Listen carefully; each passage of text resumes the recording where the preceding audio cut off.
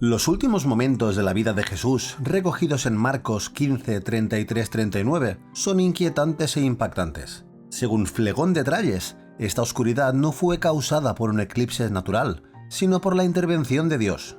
Mientras la oscuridad envolvía la tierra, Jesús colgaba de la cruz, abandonado, ridiculizado, humillado y torturado. Sus últimas palabras, Dios mío, ¿por qué me has abandonado?, pronunciadas en arameo, resonaron en la oscuridad. Los espectadores, incapaces de ver con claridad, oyeron estas palabras y creyeron erróneamente que Jesús estaba llamando a Elías. A medida que leemos los últimos momentos de la vida de Jesús, tal y como se recogen en Marcos 15, 33-39, hay un versículo en particular que llama la atención, el versículo 39. Este versículo se centra en la declaración del oficial romano después de presenciar la forma en que Jesús murió en la cruz. El oficial miró con asombro mientras la oscuridad cubría la tierra y Jesús daba su último suspiro, pero fue su declaración la que captó nuestra atención. Verdaderamente este hombre era hijo de Dios. Antes de que Jesús fuera crucificado en la cruz, hubo una serie de acontecimientos que condujeron a este momento crucial de la historia. Tuvieron lugar en Jerusalén, una ciudad bulliciosa llena de gente de todas las clases sociales. Jesús había llegado a la ciudad con sus discípulos para celebrar la Pascua, una importante festividad judía que conmemoraba la liberación de los israelitas de la esclavitud en Egipto.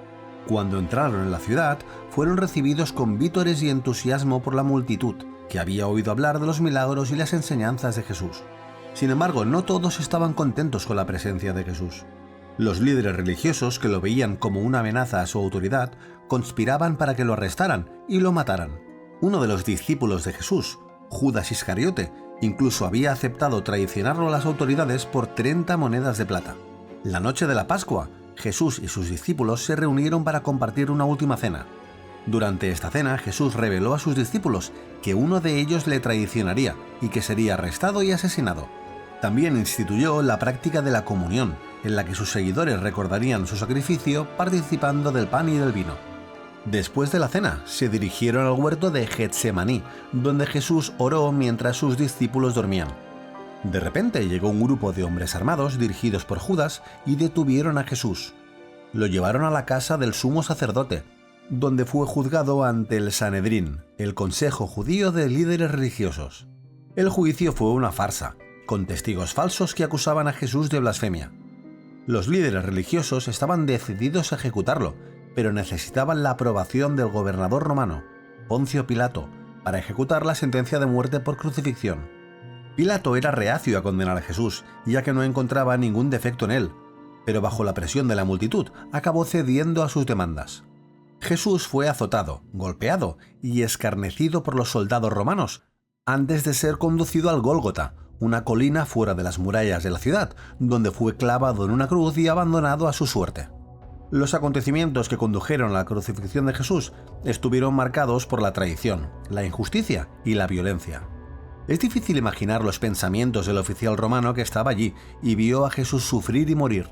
Solo estaba haciendo su trabajo, supervisando la ejecución de un criminal, y sin embargo, había algo en Jesús que le hacía destacar. Tal vez fuera la forma en que soportaba su sufrimiento con dignidad o el amor que mostraba incluso a los que le perseguían. Fuera lo que fuese, el oficial se sintió movido a hacer una declaración audaz, que habría sido arriesgada e incluso peligrosa en su posición. En un mundo en el que las autoridades romanas exigían completa lealtad al emperador y a los dioses romanos, reconocer a Jesús como hijo de Dios podría haber sido visto como un acto de subversión. Sin embargo, el oficial no pudo evitar decir la verdad de la que había sido testigo. Es un momento poderoso, que se ha recordado y contado durante siglos.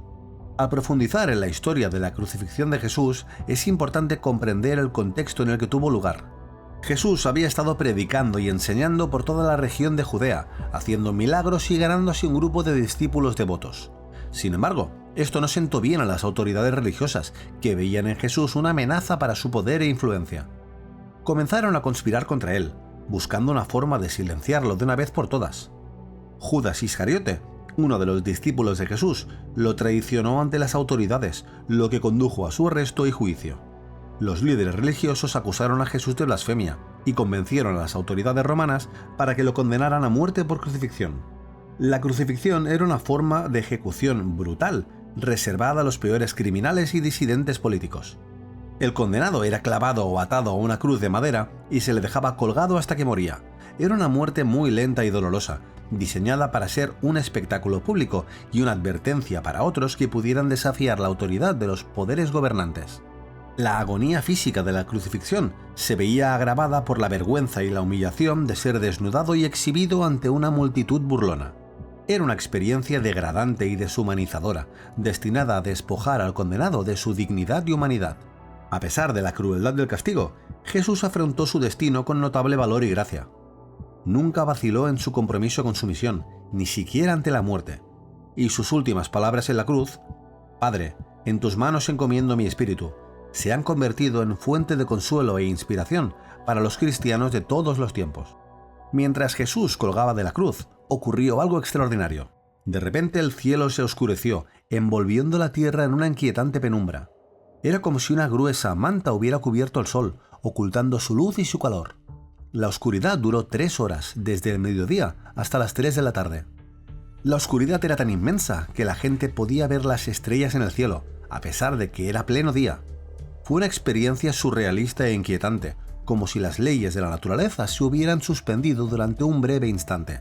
Imaginaos la confusión y el miedo que se ha apoderado de las personas que presenciaron este fenómeno. ¿Qué causó la oscuridad? Algunos creen que fue un eclipse natural, pero esta teoría ha sido desmentida por los astrónomos que han estudiado la alineación del Sol, la Luna y la Tierra durante ese tiempo.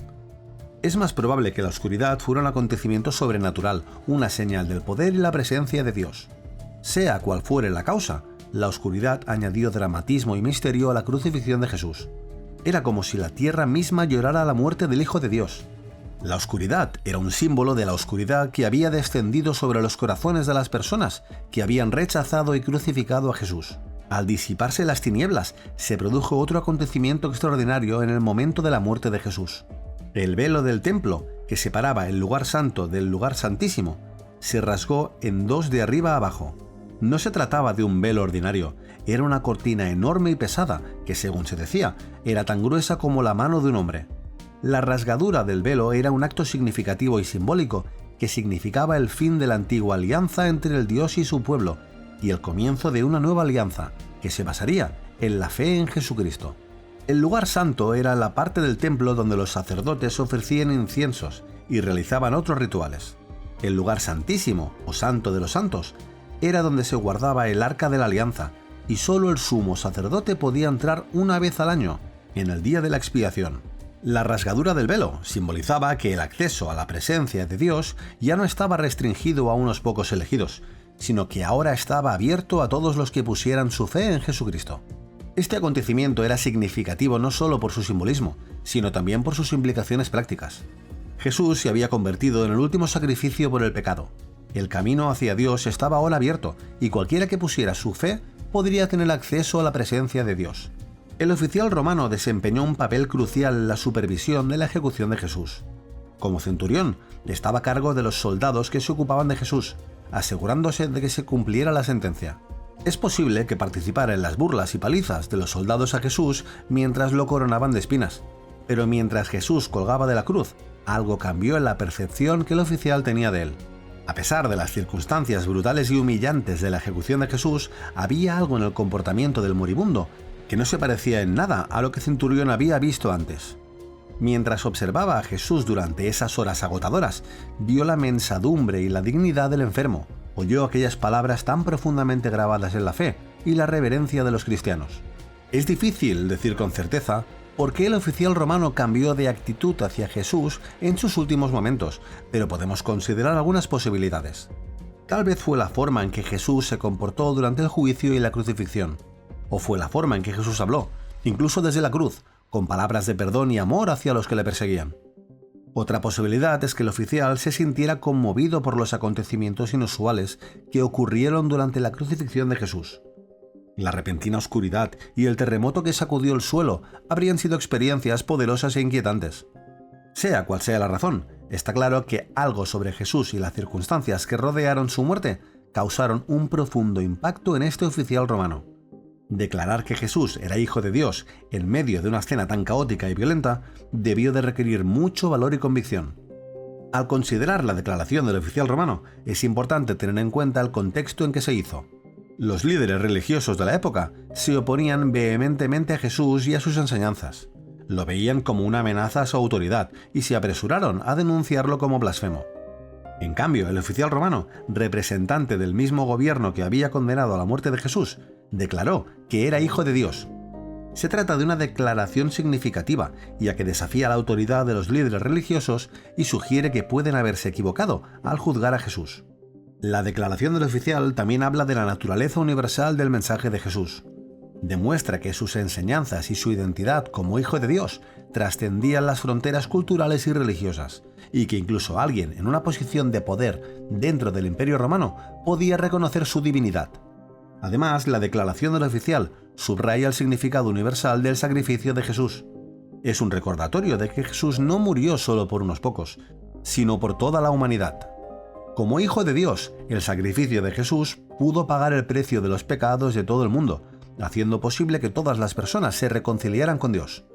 Al reflexionar sobre la declaración del oficial romano y los acontecimientos que la precedieron, no podemos dejar de considerar nuestra propia respuesta a Jesús. ¿Lo vemos solo como una figura histórica? ¿O creemos que realmente era hijo de Dios, como declaró el oficial? ¿Somos como los líderes religiosos que se opusieron a él? ¿O estamos dispuestos a aceptarlo y al sacrificio que hizo por nosotros? Es fácil dejarse llevar por el ajetreo de nuestras vidas y dejar de lado estas preguntas, pero son solo algunas de las más importantes que podemos hacernos hoy en día. Comparte tus ideas con nosotros en los comentarios. Los últimos momentos de la vida de Jesús, recogidos en Marcos 15, 33-39, son un poderoso recordatorio del impacto que la vida y su muerte tuvieron en el mundo. La declaración del oficial romano nos sirve de llamada a la acción para que consideremos nuestra propia respuesta a Jesús y vivamos una vida marcada por la compasión y el perdón. El significado de la declaración del oficial va mucho más allá de los acontecimientos de aquel día. La historia nos desafía a considerar el impacto continuo de la vida y el mensaje de Jesús en nuestras vidas y en el mundo. Si te ha gustado este vídeo, dale el pulgar arriba y suscríbete al canal para no perderte nuevos contenidos. Muchas gracias por vernos una semana más y nos vemos en el próximo vídeo.